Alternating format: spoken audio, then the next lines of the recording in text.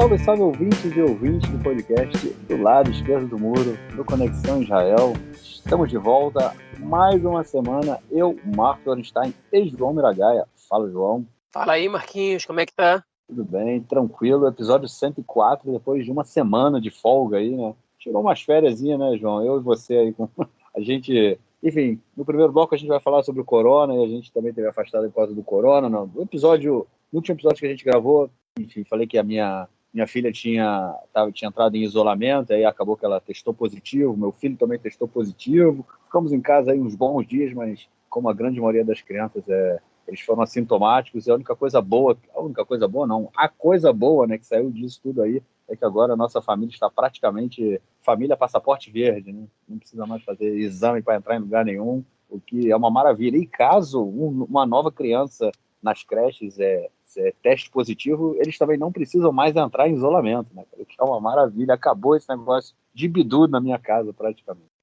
Só tenho a agradecer, né? Mas, enfim, vamos que vamos. Vamos, então, a gente nesse período aí de festas, né? A gente está agora no Hag Sukkot, no meio da festividade de Sukkot. Daqui a alguns dias a gente entra aí no período da festa mesmo, final do Sukkot, terminando esse período das festividades judaicas no início do ano. Bom, vamos então para o nosso primeiro bloco para a gente falar do corona aqui em Israel. É isso aí. Corona avançando, né? Aquela abertura, o sistema educacional voltou, como vocês acompanharam a gente lá no início do mês. Testes rápidos foram distribuídos, mas a galera está se contaminando. A minha família é um exemplo disso. O pessoal nos colégios está se contagiando. O número de doentes vem aumentando. Na verdade, esse período, por conta das festividades, é muito difícil, né? A gente ter uma média, um número médio, como é que chama?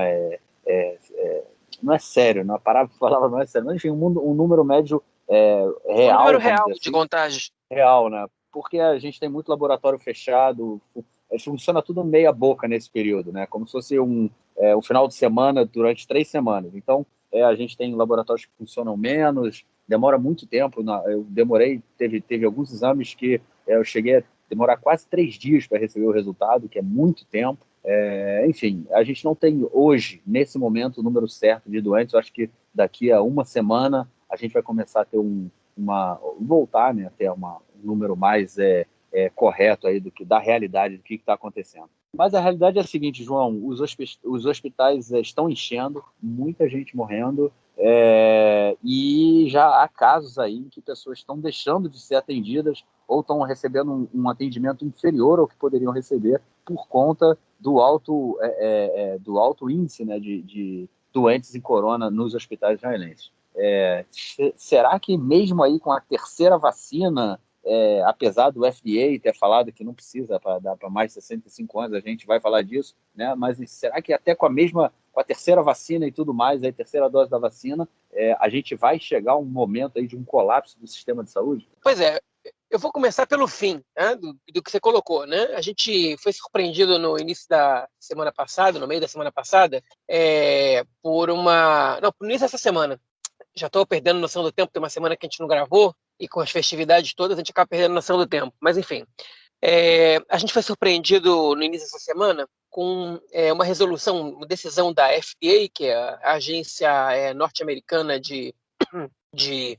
enfim, é como se fosse a Anvisa, né, dos Estados Unidos, a agência sanitária norte-americana, que é usada como referência para o mundo inteiro, recomendando a terceira dose da vacina, pelo menos da Pfizer, somente para maiores de 65 anos. Né? E uma funcionária, uma das funcionárias do alto escalão do Ministério da Saúde israelense, a doutora Sharon Eloy Price, ela participou dessa conferência apresentando os números de Israel, as razões pelas quais o Ministério da Saúde israelense optou pela aplicação da terceira dose em todas as idades, e ainda assim a FDA não comprou o argumento do Ministério da Saúde israelense. Ela foi muito questionada, o Ministério da Saúde de uma maneira geral, e a grande maioria, quase um consenso dos médicos israelenses, é de que essa é uma posição dos Estados Unidos agora. Daqui a alguma questão de poucas semanas, eles vão liberar a vacinação para menores de 65 anos também, porque Israel está adiante dos Estados Unidos em relação à vacinação, está pelo menos um mês e meio na frente, e que eles são a gente ontem, né? Israel também liberou, a princípio, só para maiores de 60 anos, a terceira dose da vacina e foi liberando gradualmente para idades mais jovens, vamos dizer assim, até chegar no público geral a partir dos 12 anos, né? Posteriormente, né? Então, enfim, essa é a aposta, na verdade, não é exatamente uma aposta, essa é a hipótese futura, né? Enfim, do Ministério da Saúde israelense, que os Estados Unidos, a FDA vai também recomendar a terceira dose e que, se for necessário, Israel também vai dar uma quarta dose, embora o que eles digam é que a crença que eles têm é que, como a terceira dose aumenta muito mais o número de anticorpos no corpo do que a segunda dose aumentava, eles acham que um tempo entre a terceira dose e talvez a possível quarta dose, ele vai ser maior do que entre a segunda e a terceira dose, se é que essa quarta dose vai ser necessária, né? Porque tem vacinas que a gente precisa tomar 3 doses, né? Tem vacinas que precisa tomar todos os anos, que é uma vacina da gripe. A gente não sabe, né? Hoje o diretor da Moderna, ele cravou que daqui a 1 ano a pandemia vai ser coisa do passado. Tomara que ele esteja certo, é uma previsão considerada otimista.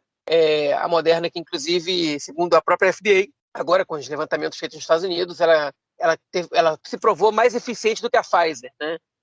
Enfim, ela diminui a eficiência dela com o tempo menos que a Pfizer e ela é mais eficiente em reduzir o contágio e as internações graves. Mas, enfim, vamos voltar para o que o Marquinhos comentou aqui, né? Como que ele começou falando. A gente está vendo um momento de número de contágios alto, ainda que a gente não possa medir ele de uma maneira real por causa das festividades, como não tem crianças indo para as escolas, o contágio dentro de sala de aula ele é menor e a gente tem menos fila, tem menos postos abertos para exames, né? E aí a gente acaba não tendo uma noção, enfim, desse número real, mas a gente sabe que a gente está vendo um momento de alto de contágios.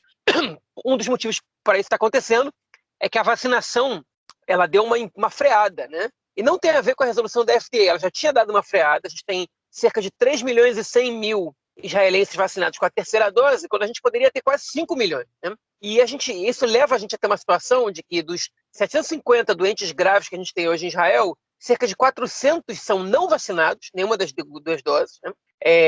300, mais ou menos, 310 são vacinados até a segunda dose e só 30 são vacinados com terceira dose. Né? E aí os números eles são gritantes, porque o número de pessoas vacinadas com segunda dose ele é 15 vezes maior do que o número de pessoas não vacinadas. E ainda assim, você tem mais pessoas não vacinadas em estado grave do que pessoas com segunda dose. Né? E o número de pessoas com terceira dose em Israel ele é similar, ele é um pouco maior, na verdade. Ele é 20% maior, 30% maior, 20 e poucos por cento maior do que o número de pessoas com segunda dose. Só que você tem só 10% de pessoas com terceira dose em estado grave em comparação com pessoas de segunda dose. Ou seja, a vacina salva vidas. Né? As pessoas, enfim, a maioria das pessoas que está morrendo em Israel são não vacinadas. São raríssimos os casos de pessoas que tomaram a terceira dose que estão em estado grave e morrendo. E de segunda dose também são poucos os casos se comparados ao número de pessoas vacinadas. Então, enfim, a corona passou a ser uma doença perigosa para os não vacinados, okay? E uma doença sem quase perigo nenhum para os que tomaram a terceira dose. Essa é a realidade atual de Israel. Né? Então, apesar disso, isso não está motivando a muitas pessoas que tomem a terceira dose, em especial na sociedade árabe. Lá o número de vacinados ele é muito inferior ao da sociedade judaica, vamos dizer assim, mas que também está mais baixo do que na segunda dose. Você tem uma terceira dose disponível e as pessoas simplesmente não estão indo se vacinar, né? Especialmente os árabes, a população árabe israelense, mas também a população jovem, ela está indo se vacinar menos. Eu, particularmente, conheço muita gente que demorou para se vacinar, ou que ainda está enrolando, ou que decidiu que, por enquanto, não vai se vacinar. Baseado em quê? Eu não consigo entender, mas, enfim, que por enquanto não vai se vacinar.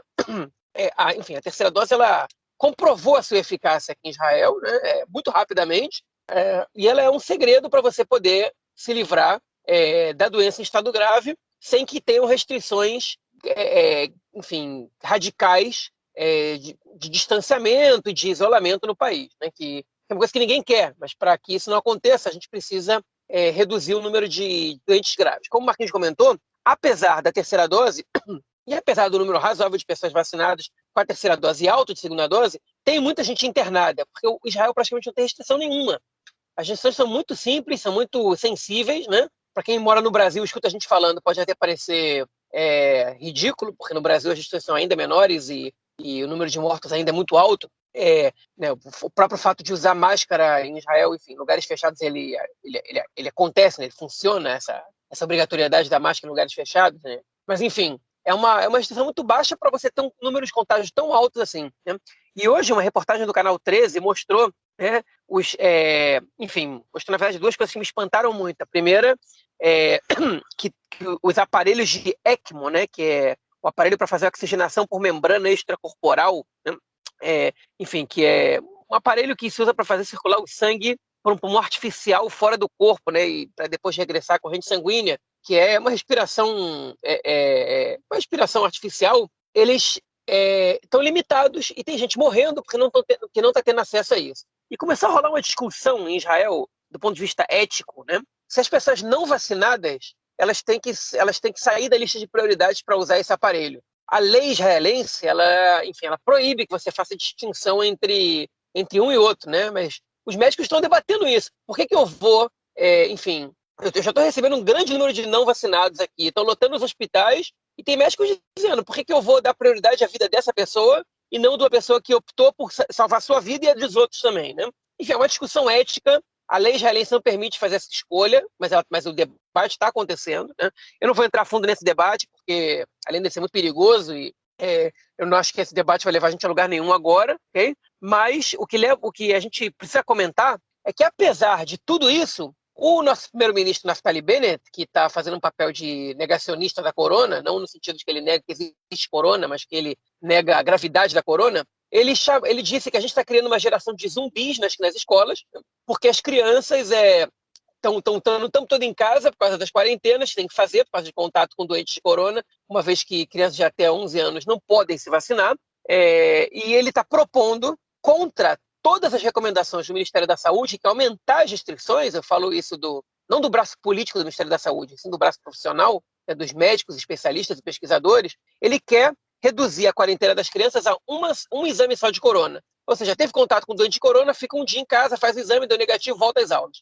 E isso, enfim, né, um consenso de todo lado profissional do Ministério da Saúde é contra isso. Hein? E os médicos do Ministério, os médicos dos hospitais públicos, eles estão ameaçando fazer uma greve, hein? Caso essas medidas de diminuição das restrições e de isolamento sejam tomadas pelo governo, uma vez que quem decide é o braço político, né?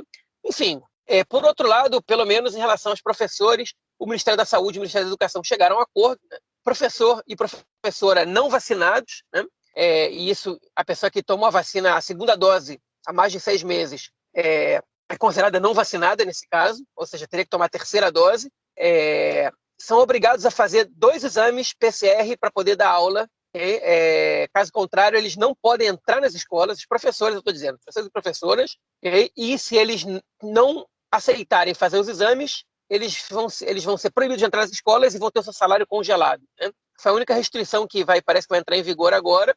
Enfim, que me parece bastante razoável e justa. Mas sobre os alunos, é um absurdo. Os alunos também das escolas reclamaram do Bennett, né? Disseram que, como assim, está chamando a gente de zumbi? Tipo, a gente tá tentando fazer o máximo possível e ele vem e define a gente dessa maneira. Enfim, reagiram com foram um pouco sensíveis ao comentário do Bennett, que foi bastante fora do lugar, né? Mas o pior que o comentário dele foi a proposta dele, né? Enfim, os médicos estão ameaçando sério com greve no momento de crise, estão dizendo, se o governo vai fazer com que a nossa situação piore, a gente piora a situação de uma vez só e obriga eles a tomar uma atitude séria. E, enfim, eu espero que o governo recue, pelo menos dessa estupidez, né, de afrouxar as regras e que, inclusive, enfim, tome medidas para aumentar as restrições nesse momento que são tão importantes no país. E a gente está vendo, né, todos os dias, hoje morreram, se não me engano, 20 e poucas pessoas, 25 pessoas.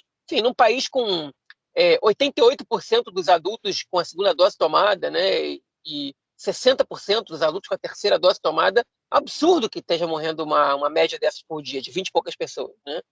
E que a gente esteja chegando perto de um colapso do Ministério da Saúde. Você está vendo que não está funcionando, você aumenta as restrições para salvar vidas. Né? Salvar a economia não é mais importante que salvar vidas, está muito claro no mundo inteiro, e aqui em Israel não é diferente. Inclusive, tem países que proibiram a entrada de israelenses por causa da disseminação do vírus sem nenhum controle aqui, né? Como Portugal, por exemplo, os israelenses foram proibidos de viajar já com passagem na mão, né? Inclusive os que têm a terceira dose da vacina, porque o Portugal não confia, né, que, enfim, a vacina ela é eficiente para evitar o contágio, mas ela não é 100%. Então, num país que está descontrolado que nem Israel, é complicada essa situação. Eu queria só fazer um comentário, que essa onda, ela tem que ser, eu já ouvi, né, que ela sendo chamada de a onda dos não vacinados, né, Gal Aloma Kussanim, o que mostra também, né, justamente todos esses números que você trouxe aí, é que o número de pessoas que, proporcionalmente, o número de pessoas que não tomou a vacina é muito maior do que está ficando doente, em estado grave e morrendo, é bem maior, né, do que o número de pessoas que tomou a vacina. Bom, é isso. Vamos então para o nosso próximo bloco para a gente falar de outros assuntos internos que movimentaram a cena aqui nessas últimas 2 semanas. Bom, gente, a primeira notícia é relacionada aí àquela fuga de prisioneiros. A gente comentou disso, né? Falou lá no penúltimo episódio no último episódio, na verdade, que a gente gravou, sobre a fuga de prisioneiros da prisão de Lisboa, né? Uma prisão de segurança máxima, e eles cavaram, né, na cela. Foram 6 prisioneiros que fugiram, muitos deles condenados quase todos eles, 5 deles condenados por terrorismo. Parte deles era do Jihad Islâmico, outra parte do Hamas e do Fatah também, e todos eles acabaram sendo presos, foram recapturados pela polícia e pelo exército de Israel, 4 deles dentro ainda do território israelense, até da região de Nazaré, e 2 deles lá dentro de Jenin, né? E, enfim, foi uma captura que nenhum dos 6 casos, nem mesmo de Jenin, houve aí um sério risco e inflamasse a situação no terreno. Mas, enfim, todo mundo preso, João. Vitória do governo, né, cara? Uma vitória mais ou menos, né, eu diria, porque o vexame ficou, né? E, assim, o governo fez o mínimo. O governo, as forças de segurança, né, fizeram o mínimo que tinham que fazer, que era resgatar esses presos. Quando os 2 primeiros foram presos, em Nazaré, a Jihad Islâmica soltou um foguete contra a região de Sderot. Não, perdão, contra a região de Escola, ali próximo ao sul da faixa de Gaza. Quando os 2 segundos presos fugitivos foram presos de novo, foi ali na região de Al-Fahim, né? Aí o Hamas soltou um foguete contra Sderot. Depois demorou um tempo maior até que os últimos fossem presos, se não me engano foi no dia 19, e aí não teve foguete, né? Israel bombardeou de volta esses foguetes e tal, mas não teve foguete. Eles foram presos dentro da Cisjordânia, como o Marquinhos falou, ali no subúrbio de Jenin, né? A gente comentou na semana retrasada sobre o fato de 5 dos 6 presos serem originais de Jenin e estarem do lado do quintal de casa. Então, por que eles foram até Al-Fahim, né? Porque, enfim, eles se dividiram em duplas, como a gente pôde ver, para escapar juntos. Por que eles foram até Al-Fahim? É sabido pela qualquer pessoa que mora aqui em Israel e acompanha um pouco as notícias que a divisa com a Cisjordânia, na linha verde ali com Al-Fahim, por onde passa a cerca, né? Não é exatamente na linha verde, pelo menos não em todos os lugares, tem uma cerca ali que está quebrada, né? Que passam árabes israelenses para a Cisjordânia, passam palestinos para o lado israelense ali. É óbvio que o Shabak, né, que é o Serviço de Segurança Secreto Israelense, está monitorando aquilo ali. Talvez seja até proposital que aquilo ali esteja daquele jeito, mas a gente sabe que ali tem uma passagem, né? E por essa passagem, muito provavelmente, esses 2 presos que foram capturados em Jenin passaram. Então eles tiveram que percorrer até um lado ocidental ali da divisa, quase norte-ocidente, noroeste, para poder cruzar a divisa com a Cisjordânia, né? Enfim, parte dos presos foram presos com a ajuda com denúncias, né, de cidadãos árabes israelenses, os 2 que foram pegos em Al-Fahim, entre eles o Zacarias Ebaia, que é enfim, um dos chefes da Brigada de Marte de Al-Aqsa, que era o braço armado do Fatah, ainda né? Enfim, a denúncia anônima de um árabe israelense, né, de alguns árabes israelenses. O ministro da Segurança Pública, Omer Bar-Lev, do Partido Trabalhista, escreveu um post no Twitter bastante lamentável, na minha opinião, né? Uma bola fora tremenda, mostrando, olha só, tem árabes israelenses, a gente tem que dar parabéns, que ajudaram a gente, que denunciaram, enfim, esses fugitivos e terroristas, e que eles estão do lado de Israel e tal, que é uma postagem que é totalmente sem noção do que ele está fazendo, né? Primeiro porque ele acende a direita, que a direita vai dizer o quê? Esses aí estão ajudando, a direita racista no caso, né? Mas estão aqueles, esses aí estão ajudando a gente, mas vários anos ajudaram eles, né? Olha quanto tempo demoraram, olha onde eles se esconderam, né? Então, tipo, primeiro por esse ponto. Segundo, porque ele joga a população árabe palestina contra a população árabe israelense, né? Que vai procurar agora saber quem são esses colaboradores de Israel também, ou a própria população árabe israelense também, que está do lado dos fugitivos, enfim, uma bola fora tremenda. E a terceira razão é que eu falo essa história, olha só, tá vendo? Tem árabes bons. Tipo, como é uma coisa que, enfim, que é, primeiro de tudo, o fato deles terem denunciado os outros quer dizer que eles são bons e que os outros são ruins. Segundo, que é um comentário que ele é tão ele vem de um lado tão soberbo, né? E ocidental e orientalista no caso, que, enfim, que ele acaba sendo uma bola fora tremenda. Enfim, a população árabe israelense não gostou desse comentário, isso é o pior para ele ainda. Ele que estava querendo comemorar o sucesso, entre muitas aspas, que foi capturar esses fugitivos, uma vez que foi um fracasso a fuga deles. E tem que dizer isso, não é por culpa do Omer Bar-Lev, ele acabou de entrar no cargo. A situação do presídio, enfim, já emana de um descaso de políticas públicas de muitos anos, né? Mas, enfim, bola fora tremenda. A polícia trabalhou direito, não só a polícia, como as forças de inteligência também, relacionadas ao serviço de segurança, às próprias forças armadas, e conseguiram capturar os 6, que já foram interrogados, né? Provavelmente vão continuar sendo interrogados por mais um pouco. Se descobriu que 15 pessoas participaram dessas escavações, se descobriram várias outras coisas, vários outros detalhes sobre isso. Até terem pego o quarto preso, ainda estava o mapa o plano do presídio divulgado na internet para quem quisesse baixar. Enfim, um negócio absurdo. Enfim, eu duvido que esse caso passe em branco e provavelmente vão abrir agora uma comissão investigativa para apurar esse caso, porque ele não pode passar em branco. É um dos maiores vexames das forças das forças de segurança de Israel, né? Um presídio de segurança máxima, né? Enfim, onde conseguem fugir cavando túnel igual um filme de Hollywood, né? Enfim, simplesmente lamentável a situação, simplesmente é absurdo, né? Uma fadirra, como se diz aqui, que é um termo árabe, mas que se usa também hebraico, que é para vergonha alheia, né? É uma vergonha total. E, por outro lado, enfim, o Hamas e a Jihad Islâmica, né?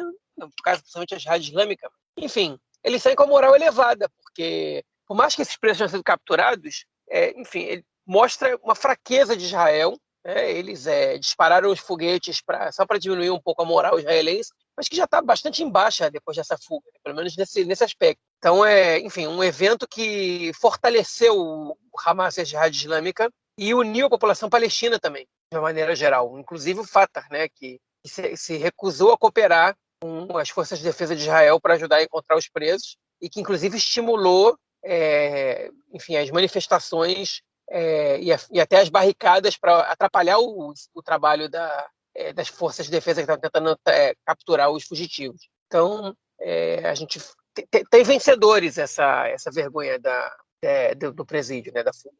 Então, acho que tem umas coisas bem interessantes aí, mas coisas bem técnicas, né, sobre o caso, que eu não sei se em algum momento a gente vai ter a informação sobre isso, mas é que, tipo, aparentemente eles não tiveram nenhuma ajuda de fora, né? Eles estavam pedindo ajuda de casa em casa, não era uma coisa organizada, não havia um contato com ninguém de fora, que eles saíram e sabiam para onde iam. Isso aparentemente não aconteceu, né? Eles foram cada um para um canto, pedindo ajuda na rua, e pessoas foram reconhecendo e tudo mais, até que a polícia chegou neles, né?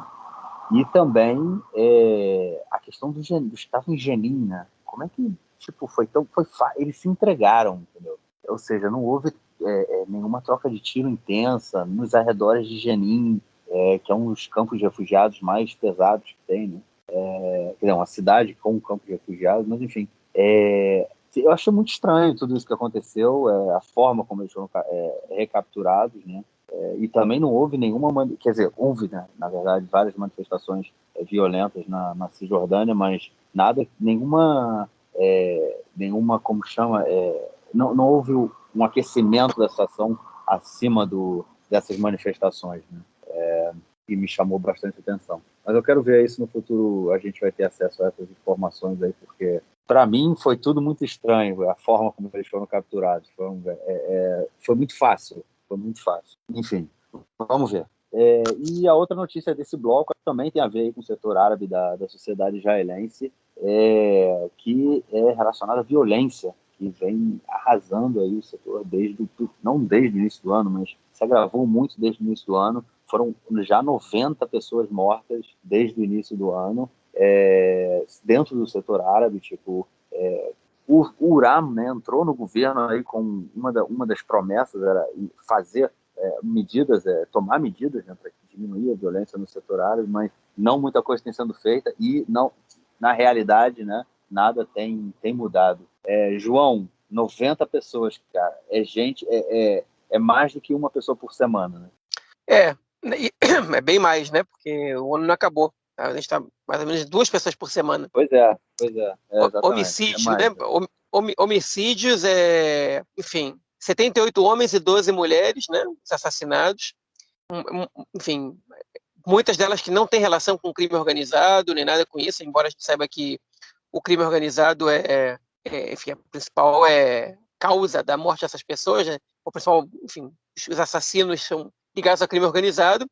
E a novidade no caso é que depois que esse número chegou a um índice altíssimo, né, porque ele está maior que a média dos últimos anos ainda, o que o governo fez, decidiu envolver o Shabak, né, que é o Sherut HaBitachon Klali, que é o Serviço de Segurança Geral, que é uma espécie de serviço secreto que funciona dentro de Israel e dos territórios, para fazer o trabalho de investigação, okay? Com métodos bastante pouco convencionais, digamos assim, ou de afronta aos direitos humanos também, muitas vezes, mas também serviço de inteligência bastante eficiente. Mas, enfim, entendendo que a situação ela é resolvida com métodos, enfim, ligados à inteligência de guerra, praticamente, né? Como se o crime organizado no setor árabe israelense ele não fosse um resultado da falta do Estado, né? Em qualquer lugar do mundo onde a máfia existe, onde o crime organizado ele é forte, ele deriva de uma ausência do Estado para determinadas parcelas da população. Quando o Estado não dá não dá a cidadania para os cidadãos da maneira adequada, e isso é muito óbvio. Eu escrevi um texto há um tempo, enfim, no contexto das revoltas que aconteceram durante a última guerra em Gaza, né, revoltas internas em Israel, mostrando que a diferença enfim, dos números da sociedade árabe israelense na sociedade judaica, né, e como os índices sociais deles são muito mais baixos e o Estado é muito pouco presente ali dentro. Enfim, quando o Estado não aparece, outras forças elas rivalizam com o Estado ou assumem o papel do Estado, okay? E esse papel pode ser tanto prestar assistencialismo quanto ditar as regras, né? E ser o medidor de força. E o Estado na sociedade árabe ele é um Estado repressor.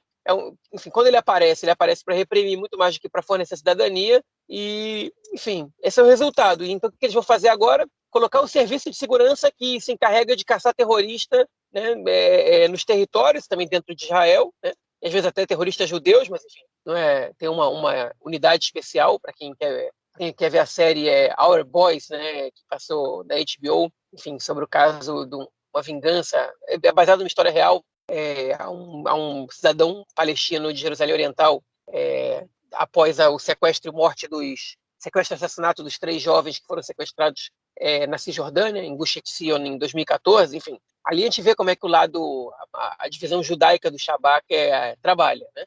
Mas, enfim, o Shabak trabalha principalmente para caçar palestinos, terroristas palestinos, mas também alguns árabes israelenses. Quem vê Fauda, as pessoas do Fauda são ativistas do Shabak, né? E esse é o serviço que eles vão usar agora para tentar reduzir a criminalidade na sociedade árabe. Como se, enfim, essa fosse a solução, né? Vamos agora se infiltrar ali, usar as informações para achar os grupos de crime organizado e, enfim, com os métodos pouco convencionais, eliminar o crime organizado, como se não tivesse uma razão de existir na sociedade árabe e não na sociedade judaica, né? Como se fosse só a falta de policiamento o problema. É verdade que o policiamento da sociedade árabe era ridículo até pouco tempo atrás, agora ele é só fraco, né? O Netanyahu se orgulha de ter construído 9 delegacias de polícia em cidades árabes nos últimos 12 anos.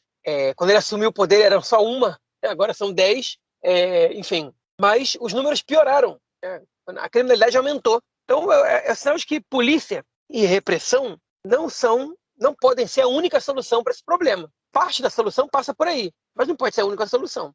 E o Estado não aprende. Na verdade, não aprende porque não quer aprender. A visão do governo atual, com o RAM ou sem o RAM, é uma visão, enfim, deturpada, uma visão preconceituosa da diálogo israelense, né?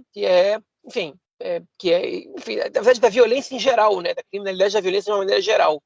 Na base da repressão você termina com crime organizado. E isso não funciona em nenhum lugar do mundo, não vai ser em Israel que vai funcionar. Eu acho que você falou tudo aí, né? Sobre essa questão da ausência do Estado durante 70 anos. Isso, de alguma forma, estoura, e de alguma forma, outras forças, como você muito bem colocou, tomam conta. E é o que está acontecendo. A cidadania, eu acho que é isso que é um ponto central da discussão, né? Como você colocou. Ou a cidadania, ela é fornecida, não sei se fornecida é a palavra, mas enfim, toda pessoa que mora, que ele realmente é cidadão do país, né, ele tem os mesmos direitos, né, e os mesmos deveres, enfim, ou a gente mantém ainda algumas formas de tratamento diferenciado. Essa é uma discussão que ela é sempre, enfim, ela não some, né, da questão do sionismo e tudo mais, sempre essa mesma discussão. Bom, vamos então para o nosso próximo bloco para a gente falar de questões internacionais aqui em Israel. Vamos lá, né? Primeira notícia do bloco relacionada aí com mais uma visita do do primeiro-ministro Naftali Bennett. Falar em presidente, a gente nunca mais ouviu falar do Herzog, né? Quase não aparece. Depois que ele assumiu, sumiu, né? Sumiu. Mas o Bennett, mais uma vez, teve mais um encontro aí. Ele começou tudo já em julho, encontrou foi um encontro secreto, né, com o rei Abdullah da Jordânia. Depois ele teve um encontro com o Biden, na semana passada, semana retrasada, que o Biden... Vem cá, você viu a foto que parece que o Biden está dormindo, cara, no encontro? Vi. Eu acho que... Qual foi, cara? Teve um apagão ali, cara. Tava ali, não tava puro não, cara. Alguma coisa aconteceu ali. O pessoal nos Estados Unidos chama ele de... O Trump chamava ele de Sleepy Biden, né? Isso. Sleepy Joe, ele chama ele. Mas Foi isso, é por isso mesmo. Ele deu ali uma apagada ali, cara. Rolou um apagão. Mas, enfim, encontrou o Biden com o presidente palestino, o Mahmoud Abbas. Ele não quer encontrar, o Bennett se recusa a encontrar, mas ele foi encontrar com o presidente egípcio, Al-Sisi, em Sharm el-Sheikh, né, cara? Ali na Península do Sinai. É um lugar muito aprazível, bem agradável. O Bennett fazendo um round aí de diplomacia, né, cara? O primeiro encontro em 10 anos, né, de um presidente egípcio com um primeiro-ministro americano, com um primeiro-ministro israelense. É o primeiro encontro em 10 anos, o último 12 anos aí de Netanyahu, o cara se encontrou uma vez e nunca mais, né? Mas o Bennett fazendo esse round aí geral de diplomacia, né, cara? Pois isso é impressionante, né? Que o último encontro, né, do primeiro-ministro israelense com o presidente egípcio foi com o Mubarak, né? Tipo, era o Netanyahu com o Mubarak. Olha quanto tempo foi isso. Né? Para quem não se lembra da história do Egito, o Mubarak ele foi deposto, né, pela revolta na Primavera Árabe, e aí teve eleições no Egito, o vice dele assumiu, convocou eleições. Nas eleições foi convocado o Morsi, né, que era da Irmandade Muçulmana, que depois foi deposto por um golpe militar que colocou o Assisi no poder. Né? E durante esse tempo todo, não quer dizer que Israel não teve conversas com o presidente do Egito, né? Com o Morsi a relação era muito complicada, porque, enfim, ele era, claro, o apoiador do Hamas, mas, enfim, o Netanyahu não se encontrou com ele pessoalmente, com o Assisi. Né? E mais que isso, agora uma anedota contada pelo Yossi Werther, né, que é um colunista do Haaretz, ele deu bastidores dessa reunião do Bennett com o Assisi. Essa foi a primeira reunião de um líder israelense no Egito que subiu uma bandeira de Israel. Os egípcios chegaram a não subir bandeiras egípcias nesses encontros para não serem obrigados a subir a bandeira de Israel em solo egípcio, porque eles sabem que Israel não é um país muito querido pela população egípcia e que isso podia gerar antagonismo. E dessa vez eles começaram a perguntar as medidas para a chancelaria israelense, porque, enfim, as cores, qual é o tom de azul, quais são as medidas e tal, porque eles não tinham no inventário nenhuma bandeira israelense da chancelaria egípcia para promover esse encontro. E hastearam a bandeira israelense, eles tiraram fotos em frente às duas bandeiras, né? Foi a primeira vez na história que ergueram uma bandeira israelense em solo egípcio. Então, tá aí uma curiosidade desse encontro. Para que serviu esse encontro? Bom, enfim, Israel está fazendo um avanço diplomático, está tentando fazer pelo menos, e Yair Lapid está trabalhando muito duro nisso, está trabalhando em silêncio, né? Ele só comemora logros depois de concretizados, ele não faz discurso, não convoca a coletiva para falar de processos, né? Nem para fazer festa em cima de meios acertos, que nem o Netanyahu gostava de fazer. Enfim, ele está trabalhando duro, e o Bennett, ele também, enfim, como o Marquinhos falou muito bem, ele, para não se encontrar com o Mahmoud Abbas, né, ele se encontra com todos os outros líderes do mundo árabe que ele pode, do mundo árabe islâmico que ele pode, e que querem se encontrar com ele. Já foi com o rei da Jordânia, agora é com o Assisi, e ele vai seguir, se deixar. O Lapid teve nos Emirados Árabes, enfim, e as coisas vão seguir assim. E essa reunião com o Assisi, enfim, o Egito ele tem interesse na ajuda de Israel, né? O Egito ele quer voltar, né? Ele quer restaurar boas relações comerciais com Israel, né? Teme também perder o papel de protagonismo, de principal aliado de Israel no mundo árabe, uma vez que agora Israel está fazendo acordo com outros países árabes. O Egito era o grande aliado de Israel no mundo árabe, o grande também parceiro comercial de Israel no Oriente Médio, de uma maneira geral, junto com a Turquia, né? E eles estão querendo restaurar isso, eles estão pedindo ajuda de Israel nas relações diplomáticas complicadas que o Egito está tendo com a Etiópia, sobre as águas do Nilo, né?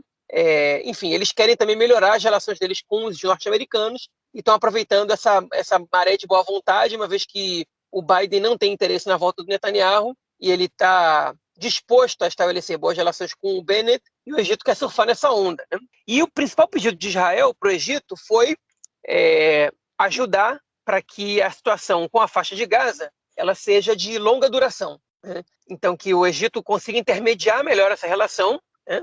E resolver a questão dos presos, né, que estão sob controle do Hamas, ao mesmo tempo que Israel não quer liberar um número alto de presos palestinos, né? Israel não quer liberar nenhum, mas sabe que é praticamente impossível isso, e também quer garantir que o dinheiro do Catar para a reconstrução de Gaza ele seja usado para a reconstrução de Gaza e não para objetivos militares do Hamas, né? Eles querem que o Egito seja o fiador e o intermediador desses acordos. Então, esse foi o principal objetivo dessa reunião.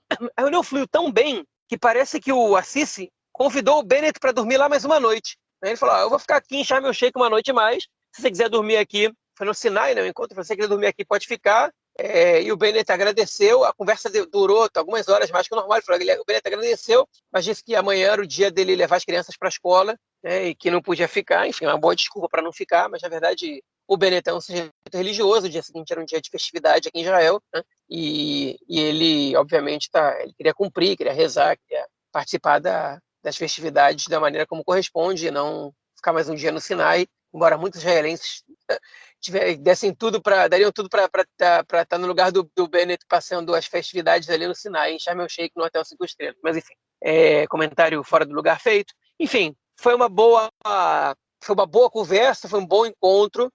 Mostra que Israel não está isolado no Oriente Médio, mostra que o Egito, enfim, mostra que o novo governo israelense ele recebe uma predisposição de parte do mundo, de parte importante do mundo, mais positiva do que o governo anterior, né?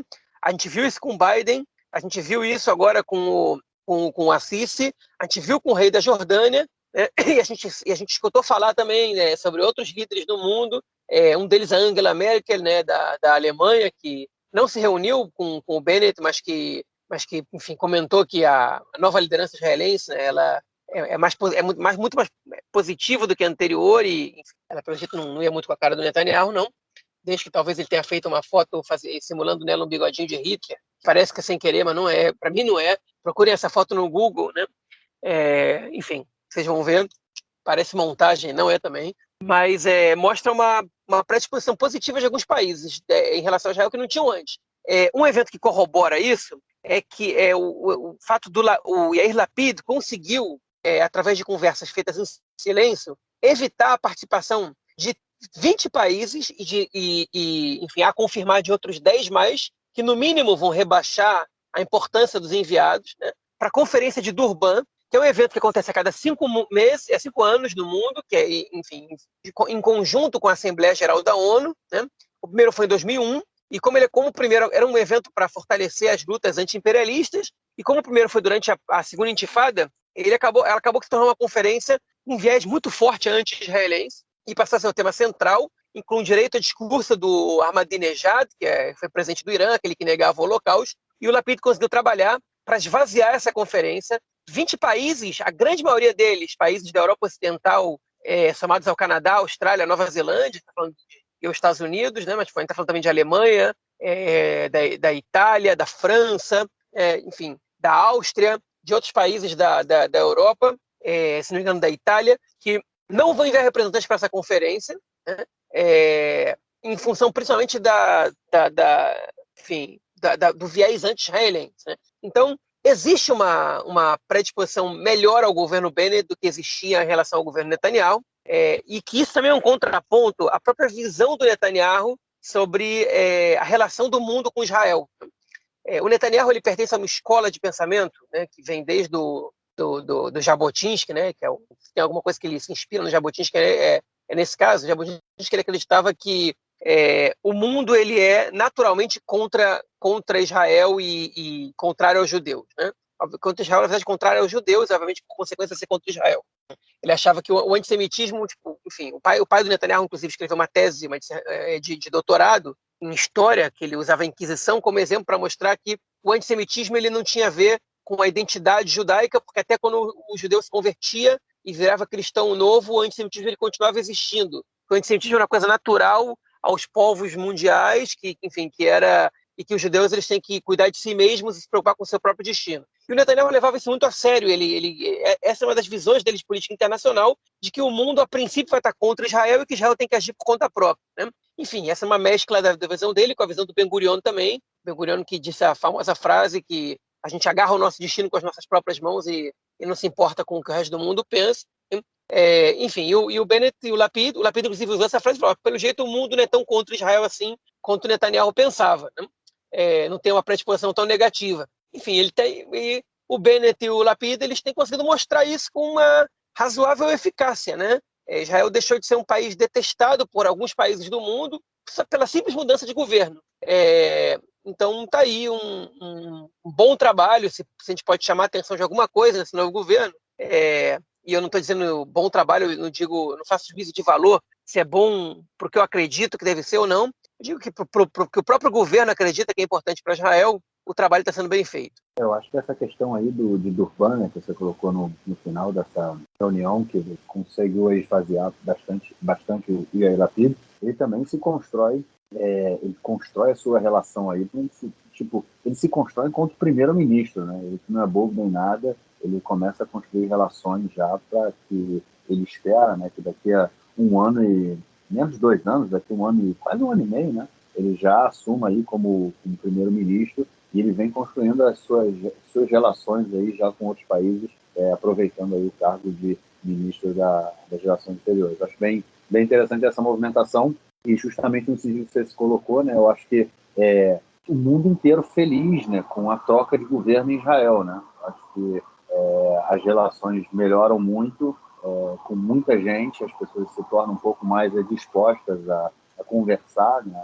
a dar um pouco ouvido, e a relação realmente foi mudando. Então, acho que a saída do Netanyahu ela representa também um fator importante aí nessa mudança, porque acho que o mundo já estava de saco cheio dele. Um pouco disso. Bom, vamos então para a nossa próxima notícia do bloco internacional, para a gente falar sobre um dos acordos, né, de Israel com os Estados Unidos, que os Estados Unidos ia passar agora para Israel $1 bilhão para a produção de novos mísseis aí do Kippat Barzello, isso aí do Domo de Ferro, né?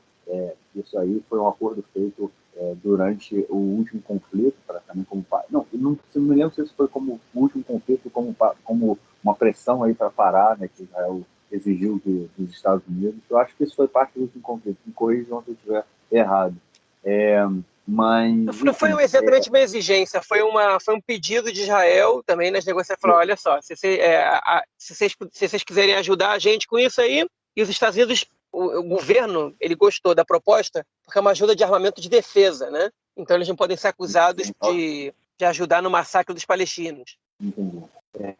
Enfim, e aí o que aconteceu que essa semana o setor mais progressista, assim, né, mais à esquerda, dentro do Partido Democrata, ele foi contra, votou contra essa ajuda americana a Israel, mas ela acabou sendo aprovada pelo Senado. Mudou. E agora foi pela Câmara, acabou de ser pela Câmara. Acabou de ser pela Câmara. Acabou de ser, eu vou falar agora os números aqui para vocês. Foi uma votação esmagadora. Deixa eu só fazer um comentário. A gente falou um pouco, né, dessa mudança aí na relação dos governos, né, com o novo governo de Israel, mas a gente vê também uma certa mudança do governo de setores, assim, setores mais à esquerda dentro da política americana, dentro do Partido Democrata, tendo uma aparição maior, né, ultimamente. Pois é. Eu vou só complementar o que você falou, só dar os números. Né? É uma ajuda de $1 bilhão para o Kippat Parazel, teve 420 votos a favor, 210 de cada um dos partidos, 9 votos contra, 8 democratas e 1 republicano. Né? Enfim, foi uma vitória esmagadora. Você comentou bem aí sobre o caso dessa movimentação dos setores mais de esquerda do Partido Democrata se oporem a isso, mas o governo israelense jogou bem com isso, né? Porque eles jogaram a ajuda para o Kippat Parazel, que é para o domo de ferro, né? Que é o sistema de antifoguete. E isso é difícil você justificar o voto contra, porque você está, enfim, não é uma arma que mata, é uma arma que salva vidas. Né? Então, enfim, ficou complicado. Você vota contra, você acha que os Estados Unidos não tem que se envolver de jeito nenhum no conflito entre Israel e os palestinos, mas depois dessa saída desastrada do Afeganistão, é difícil você convencer alguém hoje nos Estados Unidos que o país pode simplesmente desaparecer e do nada de algum conflito que eles estão envolvidos há anos, sem que isso gere consequências desastrosas. Então, foi um time muito bom, outro acerto aí, que vai dar resultado positivo também para Israel. Então, mais uma vez aí, uma vitória do governo Bennett Lapid, né, no contexto de política internacional. Bom, é isso. Vamos então para o nosso próximo bloco para a gente ouvir o comentário do camarada Nelsinho Boa. Manda aí, Nelsinho. Meu caro Gorenstein, amigos do Conexão Israel, do lado esquerdo do muro, mandar um abraço para o João, que está muito envolvido em eventos culturais nos últimos dias. O João realmente planejando e executando. Copa Toto do futebol israelense. A Copa Toto já tem um campeão, é o Maccabi Haifa, campeão da Liga Nacional ano passado, campeão da Copa dos Campeões nesse ano e campeão agora também da Copa Toto. Venceu nos pênaltis o Hapoel Beersheva 1-1 no tempo normal, 7-6 nos pênaltis. Título realmente muito comemorado pela torcida do Maccabi Haifa. Lembrando que no campeonato israelense já temos a terceira rodada, 3 times empatam em primeiro lugar com 7 pontos em 9 disputados. É uma surpresa, hein? O Hapoel Tel Aviv, o Hapoel Nofa Galil e o Hapoel Haifa. Repetindo, o Hapoel Haifa, que vem bem nos últimos anos, mas não para tanto. O Hapoel Tel Aviv, que vem muito mal nos últimos anos e fazia muito tempo que não liderava uma competição. E o Hapoel Nofa Galil, que foi promovido da segunda liga do ano passado para agora. Então é isso aí, os 3 times na liderança. Apenas 3 jogos, o campeonato vai até abril-maio, tem muita água para rolar ainda. Um abraço a todos. Valeu, mestre. Obrigadão pelo comentário e, obviamente, o que esperamos na semana que vem. João, algo mais a declarar ou a gente fica por aqui, cara? Podemos ficar por aqui. Beleza. Então é isso, vamos ficando por aqui. Desejamos, então, não vamos esquecer dessa vez, um Hag Sameach, né, umas boas festas aí, Hag Sameach de Sukkot. Sukkot entrando na sua reta final. Então, Hag Sameach para todo mundo. E a gente se fala aí na semana que vem para gravar o nosso próximo episódio. Valeu, cara. Um grande abraço. Abraço, até mais.